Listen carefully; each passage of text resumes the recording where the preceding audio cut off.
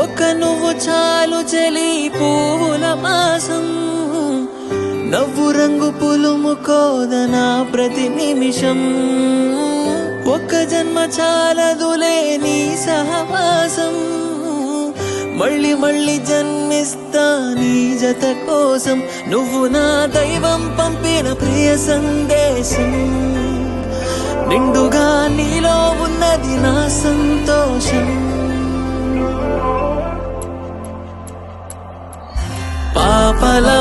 చూసుకుంటా కంటి రెప్పలో దాచుకుంటా